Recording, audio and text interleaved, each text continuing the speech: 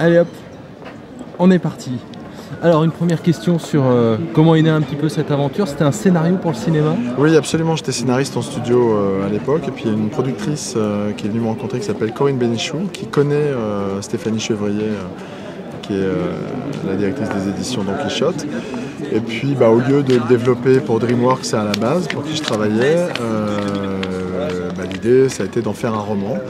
Donc moi j'étais absolument pas certain d'y arriver, d'ailleurs j'y serais pas arrivé sans l'éditrice.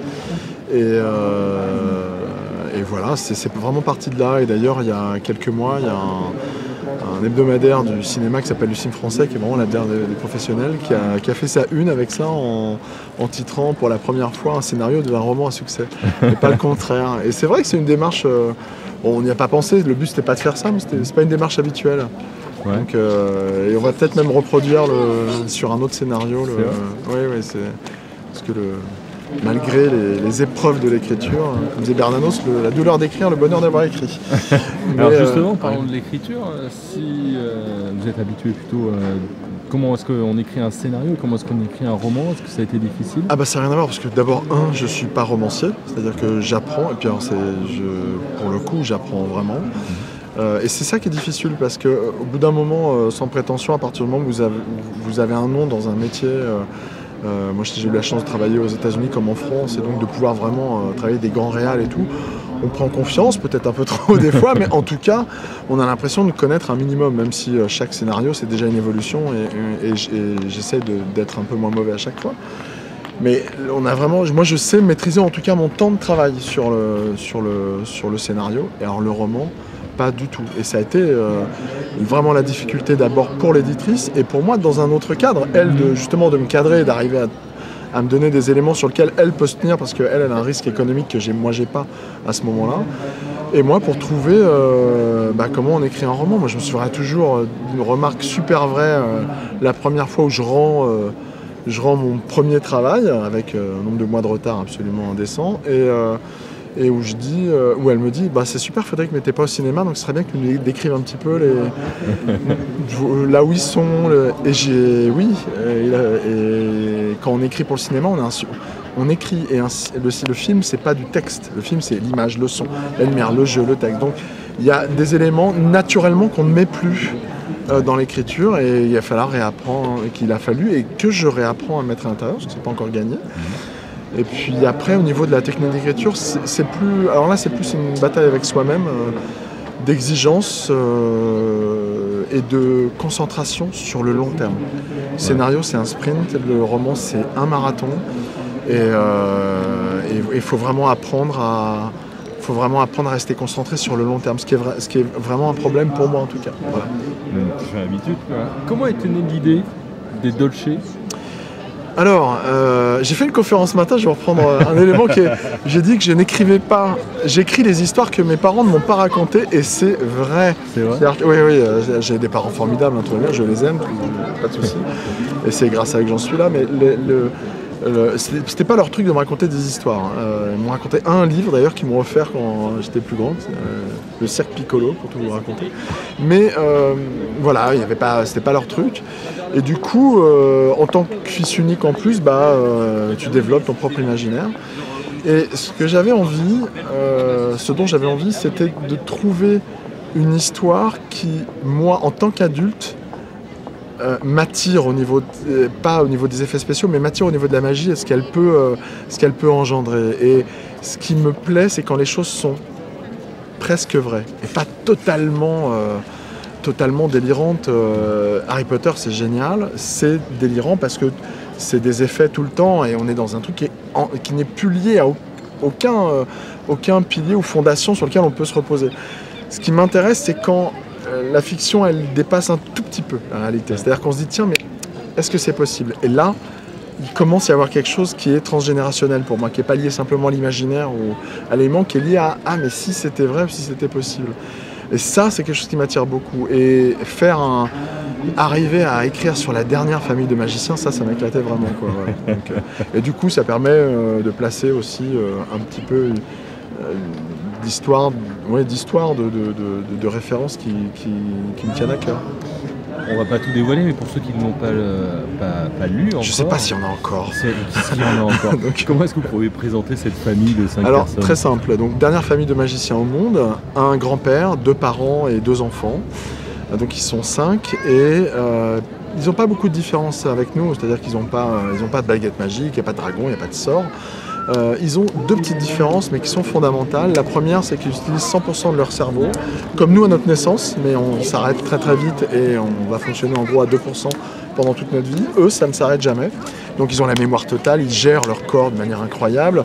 Donc chaque membre du corps a un représentant, donc on parle à un représentant des muscles, des os, des cheveux, ça, des nerfs, ça c'est marrant, donc on se gère, mais pour le coup vraiment comme une entreprise.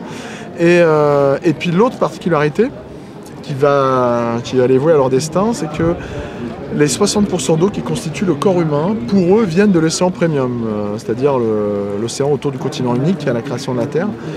Et ils n'ont pas le droit de boire parce qu'ils doivent conserver cette eau, donc ils ne boivent jamais durant leur vie.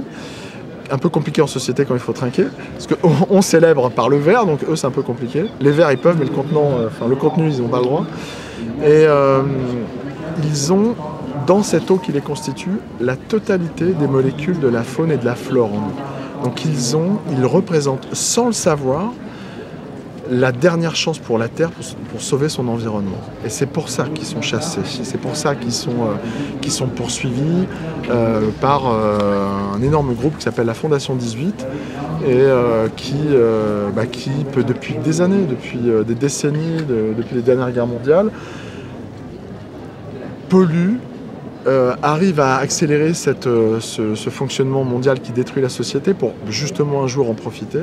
Et les seuls qui pourraient entraver leur marche, entre guillemets, et faire renaître des espèces maintenant disparues, c'est eux. Donc voilà. Il y a aussi des traders sorciers. Ben c'est ça, c'est-à-dire que les magiciens, c'est les magiciens, il faut savoir qu'à partir du moment, je donne une petite clé, mais si jamais ils tuent, ou même pour se défendre, ils éliminent une vie, ils ne peuvent plus être magiciens. Et là, ils dévient. Et il y a le mauvais côté de la magie, c'est la sorcellerie. Et les sorciers ne sont pas des magiciens et vice-versa. Et évidemment, le but pour la Fondation 18, qui s'appelle la Guilde Noire, c'est évidemment de prendre part. Elle y est presque arrivée d'ailleurs. Elle est à son terme. Il n'y a plus que les Dolce qui représentent le dernier petit village de Gaulois, entre autres à New York, qui résistent. Ça vous intéressait d'avoir un côté monde réel un petit peu trader, on parle de finance? Ah oui, total. C'est-à-dire que d'abord le livre prend acte, et ça c'était une discussion géniale avec l'éditrice, parce que le livre se passe sur 8 jours. Moi ma démarche a été beaucoup plus classique, voilà, et c'est elle qui m'a demandé de serrer un peu, et ça a été une très bonne idée. De faire en sorte que ça se passe sur un temps de film presque, d'une manière concrète. Et le film, le roman se passe en pleine crise. En 2011, on est en plein dedans, on y est encore malheureusement en 2012, et se passe au moment de cette société qui est en train d'évoluer à une vitesse assez faramineuse, pas toujours dans le bon sens malheureusement, mais qui évolue très très vite. Et ils sont là-dedans, et les mômes sont pris là-dedans, et les parents aussi, et ils sont victimes de ça. Et évidemment, le côté, le dark side, le côté obscur, il est représenté. Tous les traders sont pas méchants, j'ai des amis à New York qui travaillent dans la finance.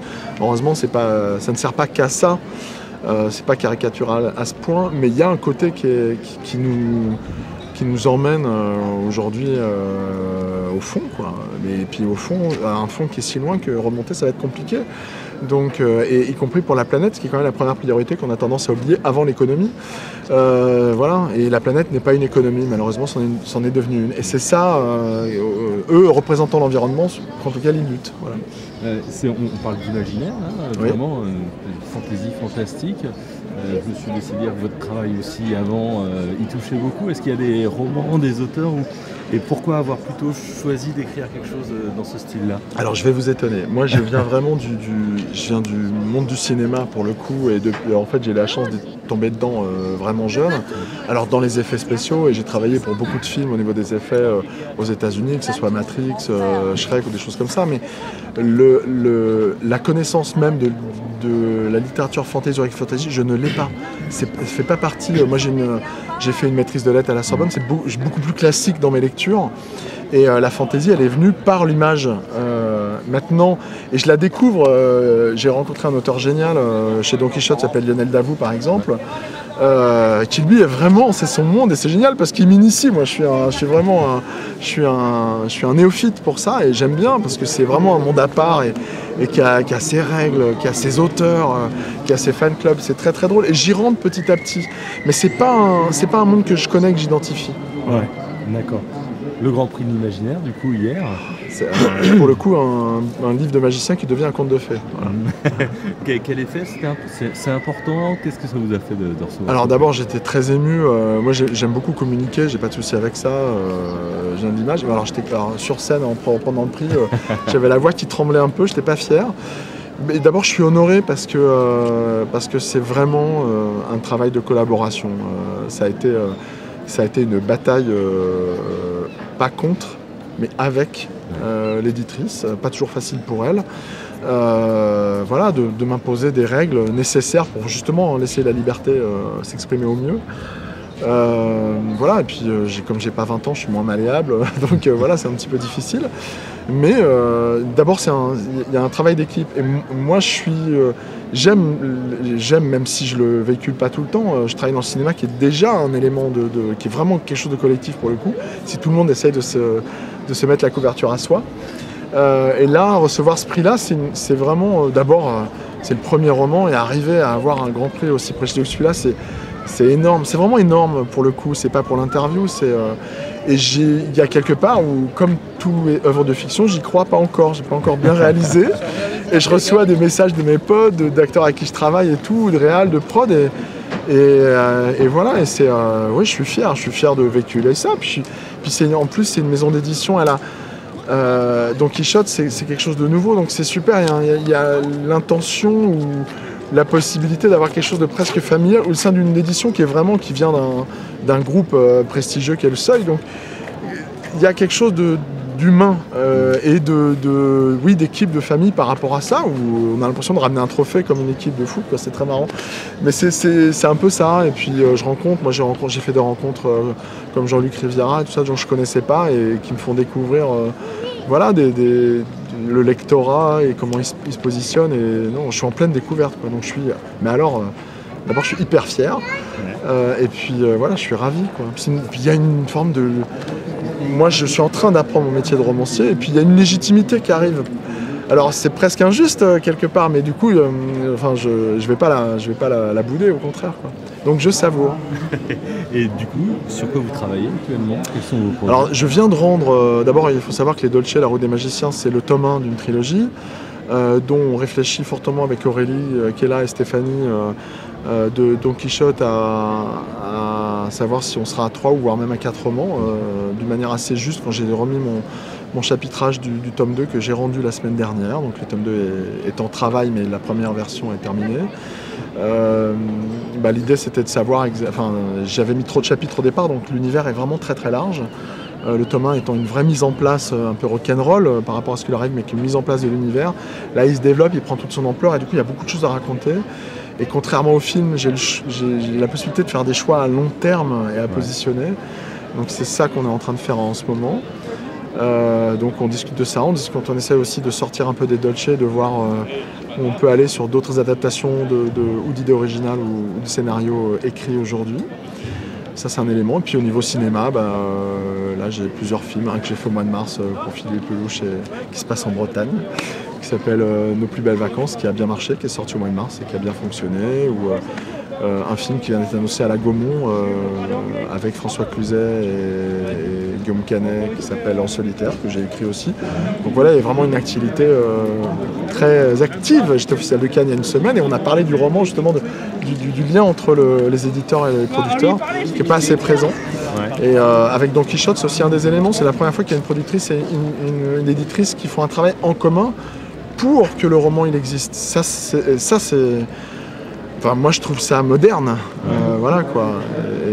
Et le livre est l'outil quand même le plus moderne qu'on ait existé. Hein. Il pollue pas, il n'y a pas besoin de l'upgrader, il n'y a pas besoin d'avoir une nouvelle version toutes les 2 minutes. Voilà, c'est un élément qui est concret. Il pourrait devenir un film. Je pense qu'il le deviendra, parce que d'abord c'était une base de scénario. Et qu'aujourd'hui, justement, dans un travail commun avec l'éditrice et les productrices qui portent ce projet, on a eu 9 demandes par rapport à une adaptation sur le tome 1. Donc on attend patiemment que les gens découvrent vraiment et que l'histoire s'installe dans le lectorat pour pouvoir savoir quel angle on attaque. Mais oui, on part au mois de juillet chez un grand studio pour discuter, voir comment ça pourrait exister. Mais je serais très surpris que ça aille pas à l'écran. D'accord. Nickel. Ce sera le mot de la